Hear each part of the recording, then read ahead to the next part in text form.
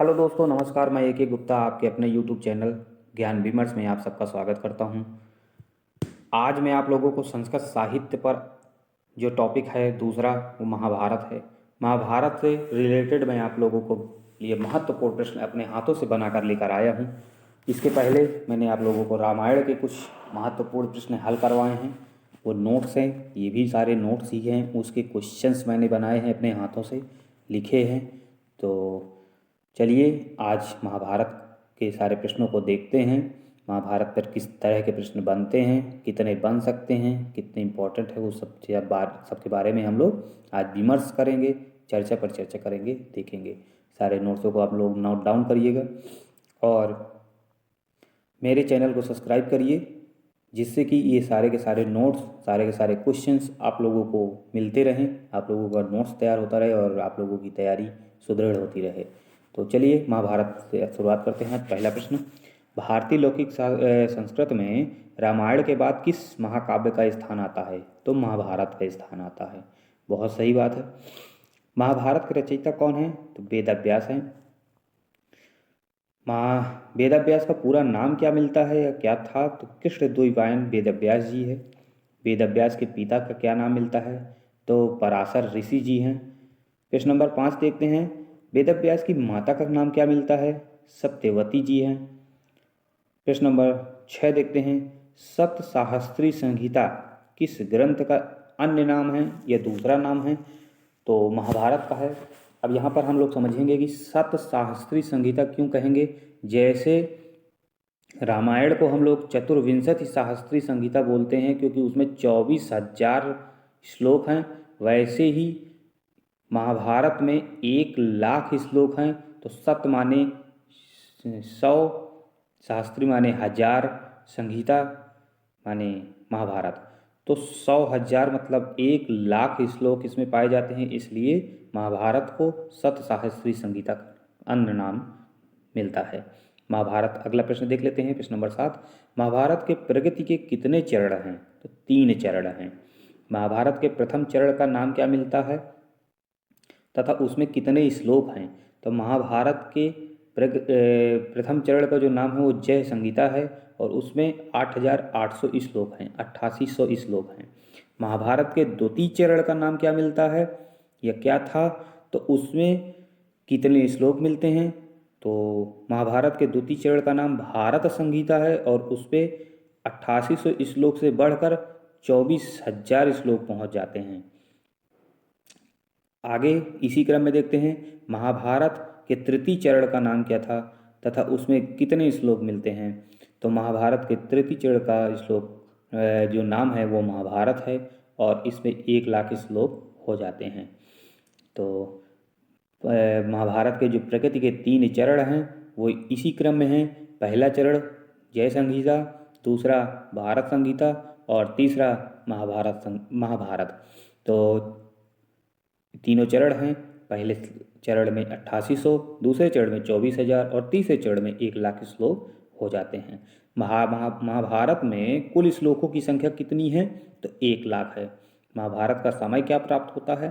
तो 200 ईसा पूर्व से 100 ईसा पूर्व के मध्य। प्रश्न नंबर 13वां देख लेते हैं। महाभारत का अंगिरस क्या है? शांत रस है। जबकि रामायण का अंगिरस क्या है? करुण रस है। करुण रस उसमें क्यों है? क्योंकि उस पर बहुत से ऐसे दृश्य आए हैं जिसमें करुण रस की प्रधानता मिलती है। जैसे पहले महर्षि वाल्मीकि की क्रंच और क्रौंची में एक क्रौंच पक्षी की मृत्यु होने पर वाल्मीकि के अंदर उमड़ा करुण। उसके उपरांत रामायण में जब राम को वनवास होता है तो दशरथ के हृदय में और सारे माताओं के पूरे राज्य के हृदय में उमड़ा करुण। उसके बाद जब सीता जी का अपहरण होता है तो रामचंद्र जी के हृदय में उमड़ा करुण। उसके उपरांत सीता जी के वापिस आने पर उसके उपरांत लक्ष्मण जी के शक्ति लगने पर रामचंद्र जी के हृदय में दोबारा करुण रस उत्पन्न।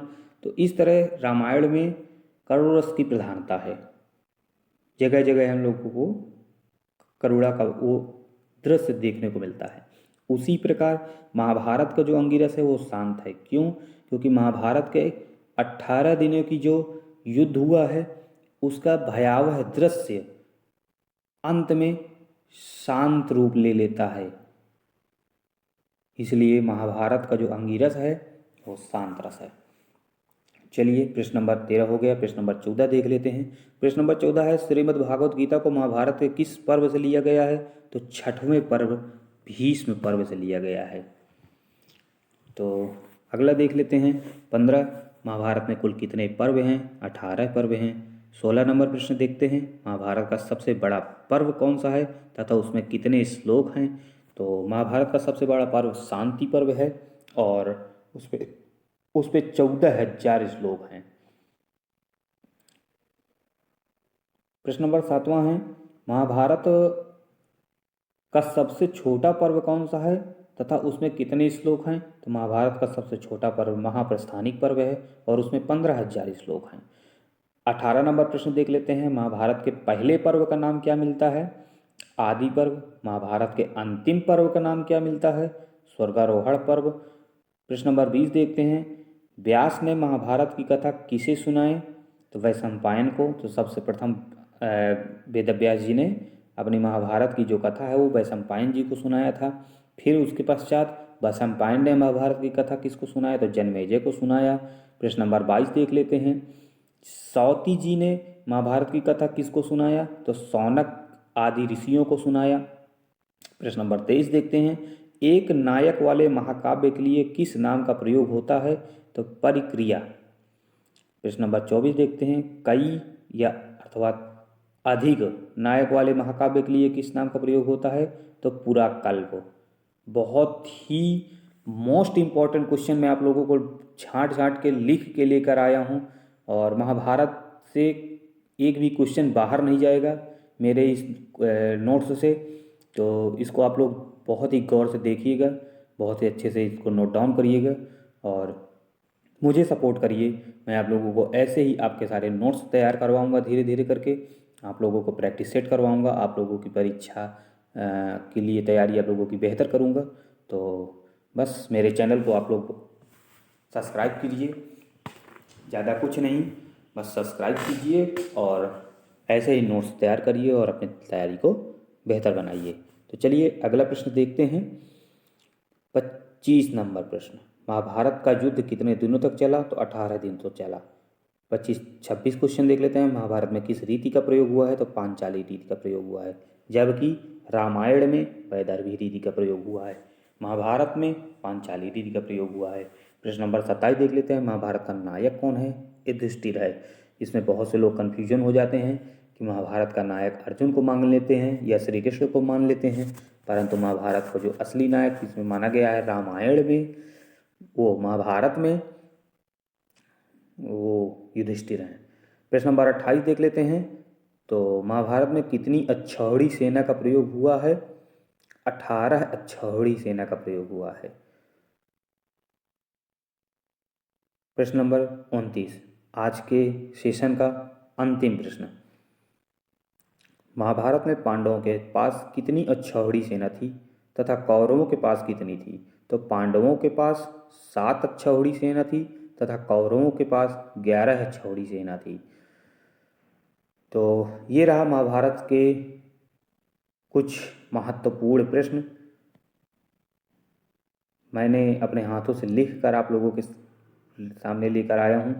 तो बस ये सबको आप लोग अच्छे से पढ़िए, अपनी तैयारी को सुदृढ़ कीजिए, मजबूत कीजिए और आगामी किसी भी परीक्षा के लिए तैयार हो जाइए।